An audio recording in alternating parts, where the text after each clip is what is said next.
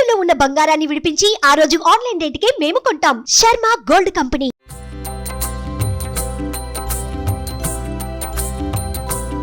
ఒక్కసారి రథసప్తమి స్పెషల్. ఒక్కసారి రథసప్తమికి సూర్యారాధనలో భాగంగా ఈ రోజున పూర్తిగా ఉత్తరం వైపుకి వాలిపోతాడు సూర్యుడు. అన్ని డిగ్రీలు వచ్చేస్తాడు అన్నమాట. కానీ చూడండి, ఎప్పుడు స్టూడియోలో ఉండే కన్నా బయటకు వస్తే పక్షుల అరుపులు, కేకలు, కిలకిలా రావాలి, ఎంత బాగున్నాయో. చక్కగా దీన్ని అలంకరించుకోవటం ఈ రథాన్ని. ఇంకా పువ్వులు పెట్టి పువ్వులతోటి ఏం చేసినా చెయ్యొచ్చు. ఆనంద కర్పూర నీరాజనం దర్శయామి ఏకాంతాయ కళ్యాణి దేవి చేస్తున్నాము. తాకట్టులో ఉన్న బంగారాన్ని విడిపించి ఆ రోజు ఆన్లైన్ రేటుకే మేము కొంటాం. Sharma gold company. Suman TV ప్రేక్షకులందరికీ నమస్కారం. ఈరోజు నేను రమ్మగారు రథసప్తమి స్పెషల్ పాయసన్నం మీ అందరికీ చేసి చూపిస్తున్నామండి. ఎప్పుడు మనం వీడియోల రూపంలో రథసప్తమికి ఎలా ఉండాలి, ఏం చేయాలి, పూజా విధానం ఇవన్నీ మాట్లాడుకుంటూ ఉంటాం కదా. ముఖ్యంగా పాయసన్నం అది డైరెక్ట్గా చేసి చూపిస్తున్నాం. నమస్తే రమ్మగారు. నమస్తే జయ. మొత్తం రెడీ చేసినట్టున్నారు కుంపటితో సహా. అంటే మామూలుగా దాల్ పెడతాము, ఇలా మన బాల్కనీలో మాడాల మీద దాల్ పెడితే కింద వాళ్ళు గోల్ చేస్తారు. కుంపటి సేఫ్ అని కుంపట్లో పెట్టుకుంటాం. ఇదిగో మన కుంపటి సిద్ధంగా ఉంది. ఓకే అండి. ఈ కుంపట్లో ఏం చేద్దామంటే మంచి పర్ఫెక్ట్ ఆవు పిడకలు ఉన్నాయి మన దగ్గర. ఓకే, వీటిని పేర్చేద్దాం. మొదట కుంపటి వెలిగించుకుని చేయటం మామూలుగా నేను ఎప్పుడు చేసేదే. నేనేం చేస్తున్నానంటే శాస్త్రానికి 2-3 ఆవు పిడకలు పెట్టి కొంచెం ముందుకు కింద బొగ్గులు పోసేసుకుంటున్నాను. సరే, ఇవాళ మనం వీడియో కోసం చేస్తాం కాబట్టి పూర్తి పిడకలు ఇంటి దగ్గర అట్లా చేస్తాం. ఊర్లో అట్లా చేసేవాళ్ళం. చిన్న చిన్న ముక్కలు చేస్తే మనకి ఏంటంటే చకచక ఇది. రథసప్తమి స్పెషల్ ఇది కదా రమ్మగారు. ఈ కింద ఒక పెద్దది పెట్టి అది పెట్టు, చిన్న చిన్నవి పెట్టి మనకి అంటుకుంటాయి. చాలా ఇంకొకటి 2 చిన్న చిన్నవి ఈ గ్యాపులు పూర్తి చేస్తే కొంచెం కర్పూరం పెట్టి వెలిగించుకోవచ్చు. మామూలుగా ఇది వరకు దేవుడి ఇది కాకుండా, పాయసం కాకుండా మనం ఇంకేదైనా చేయదలుచుకున్నాం అనుకో, ఏ పాలో కాచుకుంటాము, దానికి కింద నుంచి కొబ్బరి పీచు గానీ ఇక్కడ ఒక గ్యాప్ ఉంటుంది కుంపటికి ఇది వైపు. అవునవును. కొబ్బరి పీచు అంటించి ఇక్కడ పెడితే నిదానంగా మంట పైకి వచ్చి అవన్నీ అంటుకుంటాయి అనమాట. బొగ్గులు కానీ వేస్తే న్యూస్ పేపర్లు కూడా పెట్టేసేయచ్చు. మనం ఇది దేవుడి వ్యవహారం చేయబోతాం కాబట్టి కొంచెం కర్పూరాన్ని అటు ఇటు 4 బిళ్ళలు సర్దేసి ఇక్కడ 2-3 బిళ్ళలు వేసుకోవటం. తర్వాత ఏం చేయాలంటే ఉండింగి చాలు. ఇది అంటుకోవటానికి వీలుగా ఒక చిన్న గూడు లాంటిది కట్టాలన్నమాట. కట్టేస్తే మనకి గాలికి అవునవును అంటుకోవాలి కదా. కుంపటి రాసుకుని లోపల మనం కొంచెం ముగ్గేసుకుని చిక్కుడుకాయలు రథం చేసుకుని కుంపటి కాగా ఇది టైం తీసుకుంటుందండి. ఇది అంటుకోవాలి, మనకి పాయసం ఉడకాలి. ఉన్నాయి కదా, ఈ లోపల మనం మిగిలిన పనులు చేసుకోవచ్చు. అలాగే రమ్మగారు.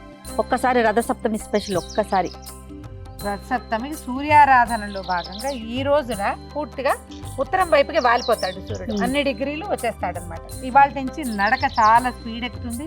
ఎప్పటికే మనకి ఎండ వచ్చేస్తుంది. అవును, ఇంకా బాగా ఎండలు ఎదిగిపోతాయి. ఇంకొకటి 2 కర్పూరం ఏమన్నా ఇక్కడ వేసాం. ఈ పక్కన కూడా అనుకుంటుంది మనకి చక్కచక్క కావాలిగా. ఇక్కడ 1-2 ఈ పైన గాలి కదా, గబా గబా గబా అంటే. అవును, చాలు. చాలా. కానీ చూడండి, ఎప్పుడు స్టూడియోలో ఉండే కన్నా బయటకు వస్తే పక్షుల అరుపులు, కేకలు, కిలకిలా రావాలి, ఎంత బాగున్నాయో. మొత్తం పోయి అంటుకుని చూసావా? అవును రమ్మగారు. ఒక ఇత్తడి గిన్నె పెడదాం. ఇందులో ఈ గిన్నెని కడిగి పెట్టుకోండి. తడిగి ఉండాలి. పాలు పోసిద్దాం. ఒక 1/2 లీటర్ పాలు చేయ. ఓకే అండి. రమ్మగారు పాలు పోసి పెట్టాము. ఈ పాలు పొంగు రానివ్వాలి. ఈ లోపల మనం ఏం చేద్దామంటే చిక్కుడుకాయలు రథం చేసుకోవటము. బియ్యానికి ఇందులో 3 గుప్పెళ్ళు బియ్యం వేస్తాం. 1/2 లీటర్కి 3 గుప్పెళ్ళ లెక్క సరిపోతుందండి. అంతే. దానికి కొంచెం నెయ్యి రాసి పక్కన పెట్టుకోవాలి. 3 లెక్క ఏంటి రమ్మగారు? అట్లా ఏమన్నా ఉందా? ఏదైనా శాస్త్రానికి 3 చేస్తామండి. దానికి నెయ్యి రాసేసి పక్కన పెట్టుకుంటే ఇది పొంగు వచ్చేటప్పుడు మనం వేసేస్తాం. అంతే.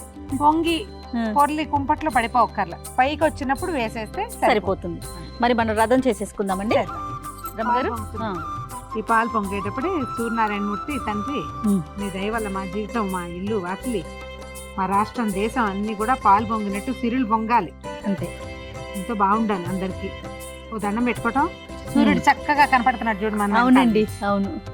ఓపెన్ ఎయిర్ చేయటం మంచి సరదాగా ఉంటుంది. బాగుంది. కొంచెం టఫ్ గా ఉంటుంది. నిదానంగా పొంగుతుంది. ఇంత గాలి లేకపోతే ఈ పాటికి అయిపోయింది. ఇప్పుడు గాలి ఎక్కువ అయ్యేసరికి స్టవ్ మీద అయితే మొత్తం ఇలా బళ్ళమని వచ్చేస్తుంది. కుంపటి నిదానంగా వస్తుంది కదా, తాపిగా లేదు, కొంచెం కొంచెం స్లో మోషన్ లో వస్తుంది, సినిమాటిక్ గా. వేసైనా వేసేయండి అమ్మగారు. ఒకటి, మళ్ళా రెండో పొంగు రానిచ్చి రెండోది వేస్తాం. స్టవ్ మీద అయితే కుంపటి కాబట్టి అంత రాకపోవచ్చు, అందుకని వేసేస్తాం.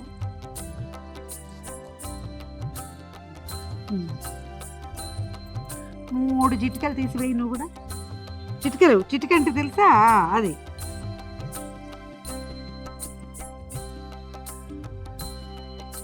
దీని మీద మూత పెట్టి తాపీగా నిదానంగా ఉడకనిద్దాము. ఈ లోపల మనం పూజ ఏర్పాటు చేసుకుంటాం. అలానే రమ్మగారు. బియ్యం అన్నం ఉడికిపోయింది చేయొచ్చు అనిపిస్తుందా? అవునండి, దగ్గరకు వచ్చేసింది కదా. మెతుకు ఉడికిపోయినాక ఏమైనా చూడు, మన మామూలు పరమాన్నానికి బాగా చిమడు ఉడికిపోతుంది అన్నం. అవును చూడండి. రసప్తం పాయసం మాత్రం ఒక రవ్వ బిరుసు ఉంటుంది. పూర్తి పాలతోటి ఉడికే అన్నము టైం పడుతుంది. అవును, కొంచెం తడి ఉండగానే బెల్లం వేసేద్దాము. 3 గుప్పెళ్ళు అన్నం వేసాం, బియ్యం వేసాం కదా. అవును, 3-4 గుప్పెళ్ళు అయినా వేసుకోవాలి బెల్లం. అవును, కొంచెం ఎక్కువ వేయాలి కదా. వేసేస్తాం. వేసేయండి. మామూలుగా మనం కరగబెట్టి వేసుకుంటున్నాం. కొంచెం మంచి బెల్లం చూసుకుని వేసుకుంటే ఇది విరిగిపోకుండా ఉంటుంది. అవును, ఒక్కసారి పైకి కిందకి కలిపేసి 4 నిమిషాల పాటు ఉండనిస్తే అదే నిదానంగా కలిసిపోతుంది. పాయసం పూర్తిగా పక్కమైంది. నెయ్యి నుండి చూడు, కొంచెం అందుకు కొద్దిగా నెయ్యి వేద్దాం జయ. ఇందులో మనం ఏలకొళ్ళు అవేమి వేయం కదా, నెయ్యే పొయ్యి మీద ఉండగా వేయటం, మళ్ళీ దింపాక మళ్ళీ ఒక నెయ్యి తొక్కేసి చూపించాం. ఈ లోపల మనం చిక్కుడుకాయలు రథం చేసుకుందామా? అట్లనేనండి. 7 గుర్రాలు సూర్యుడికి, అందుకని 7 చిక్కుడుకాయలు సమాన సైజులో 2 మొదటి పుల్లలు మనకి కావాలి. మరి 4 కావాలి రథం కోసం అండి. ఇవి పూచిక పుల్లలు చేయ, పిక్స్ తోటి కూడా చేసుకోవచ్చు. అవి ఈవెన్ సైజులో కూడా ఉంటాయి. ఉచ్చటం కాయలు. ఇప్పుడు ఇటు కూడా ఇది ఎటు పెట్టామో దీన్ని కూడా అట్టే పెట్టుకోవాలన్నమాట.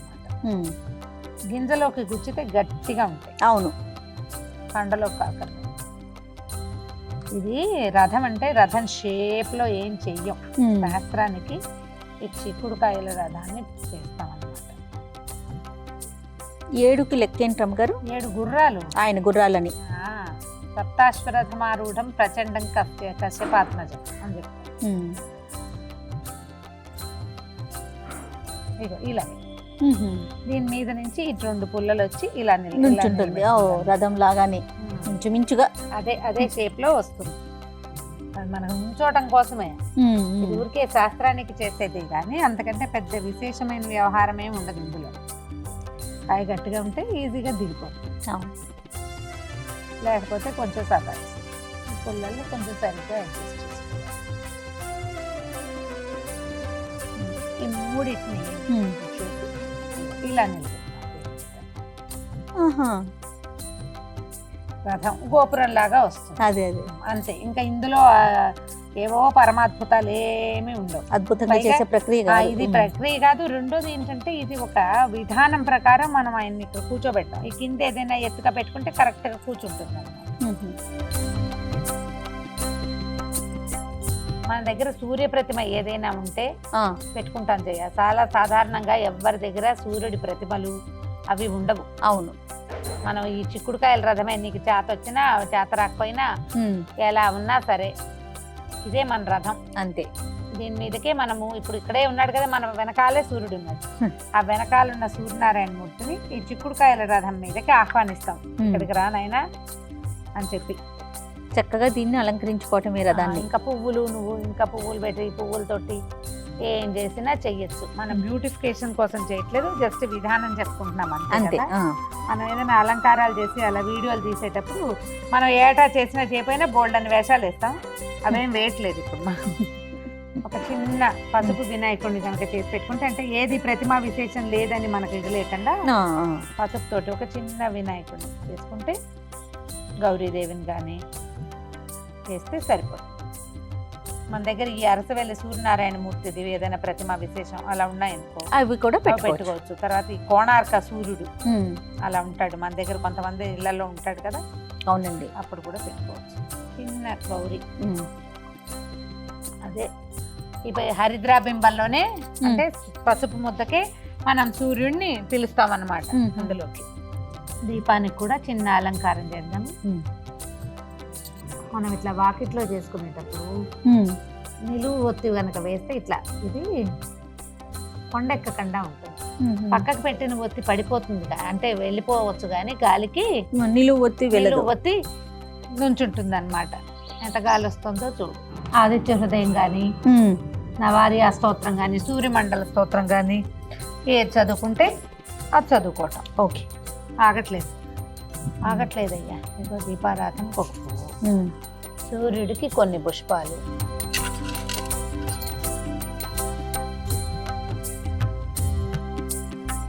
సర్వదా జయమంగళం తదేవ లగ్నం సుదినం తదేవ తారాబలం చంద్రబలం తదేవ విద్యాబలం దైవబలం తదేవ లక్ష్మీపతే తేంగ్రేగం స్మరామి గురుర్బ్రహ్మ గురుర్విష్ణు గురుదేవో మహేశ్వర గురు సాక్షాత్ పరబ్రహ్మ తస్మై శ్రీ గురవే నమః. లాభస్తేషాం జయస్తేషాం కుతస్తేషాం పరాభవః ఏషాం ఇందీవరస్యామో హృదయస్థో జనార్దనః. సర్వమంగళమాంగళ్యే శివే సర్వార్థసాధికే శరణ్యే త్రయంబకే గౌరీ నారాయణి నమోస్తుతే. శ్రీలక్ష్మీ నారాయణాభ్యాం నమః. ఉమామహేశ్వరాభ్యాం నమః. సప్తమ్యాం రథసప్తమి నామ పుణ్యతిథౌ భృగువాసరే శుభనక్షత్రే శుభయోగే శుభకరణ ఏవం గుణ విశేషణ విశిష్టాయాం అస్మాకం సహకుటుంబానాం క్షేమస్థైర్యధైర్య విజయాభయాయురారోగ్య ఐశ్వర్యాభివృద్ధ్యర్థం ధర్మార్థకామోక్ష చతుర్విధ ఫలపురుషార్థ సిద్ధ్యర్థం శ్రీ సూర్యనారాయణ దేవతాముద్దిశ్య శ్రీ సూర్యనారాయణ దేవతా ప్రీత్యర్థం రథసప్తమి పూజాంగ అహం కరిష్యే. రథంగ కలశారాధన కరిష్యే ఏదో చేస్తాము. కలశాలు ముఖాలు విష్ణువులు అన్నీ చేసేసినట్టే. ఇదిగో నీళ్ళు ఉన్నాయి కాబట్టి ఇంక ఇబ్బంది లేదు. స్నానం పెట్టుకో జయ. జయ సదా సవితృమండల మధ్యవర్తి నారాయణ సరసిజాసన సన్నివిష్ట కేయూరవాన్ మకర కుండలవాన్ కిరీటి హారి హిరణ్మయవ పుర్ధృత శంఖ చక్ర. సూర్యుడికి 12 నామాలు ఉన్నాయి. ద్వాదశ నామావళి చెప్తారు. ఈ నెల రోజులు కూడా చదువుకోవచ్చు. మిత్రాయ నమః, రవయే నమః అని చెప్తారు. ఈ 12 నామాలు ఒక మాట చదువుకోవటం. తర్వాత ఇప్పుడు మనం పాయసం పక్కన దగ్గర పెట్టుకున్నాం కదా. అవునండి. దీన్ని మనకి చిక్కుడాకులు కనుక దొరికితే ఒక పళ్ళెంలో చిక్కుడాకులు పరిచి అందులో పెట్టుకోవటమా? అందులో పెట్టి నివేదన చేసేస్తాం అన్నమాట. ఈ సీజన్ వచ్చేసరికల్లా చిక్కుడాకులు ఒక రకంగా అవుతాయి జబ్బుగా. అవును రమ్మగారు, ఎక్కడ చూసినా ఇలానే కనిపిస్తా ఉన్నాయండి. 5 ఆకుల్లో పెడతాం జయ, 7 ఆకుల్లో పెట్టుకుంటాము అట్లా అన్నమాట.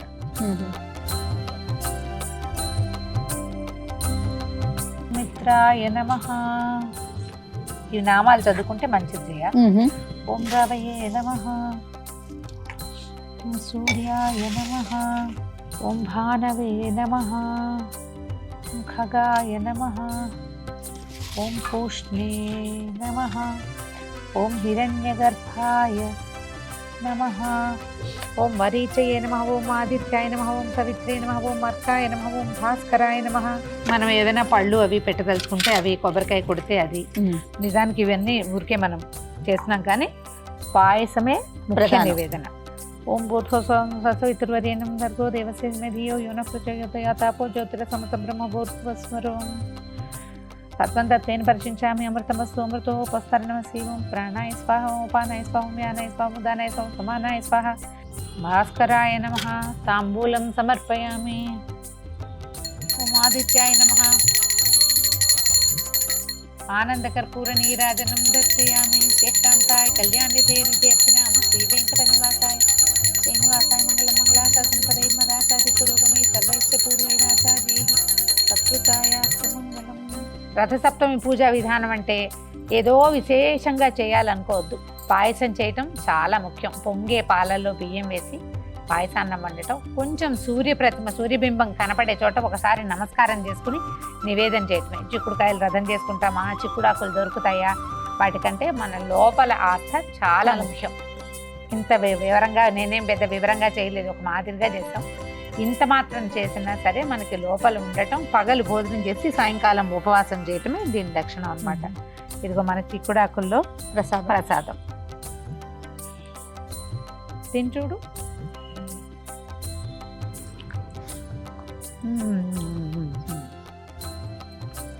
కుంపట్లో చేసిన ప్రసాదం. ఈ మాఘమాసం అంతా ఏమీ చేయలేకపోయినా స్నానం చేసి సూర్యుడికి దండం పెట్టుకోండి. అలాగే నమ్మగారు.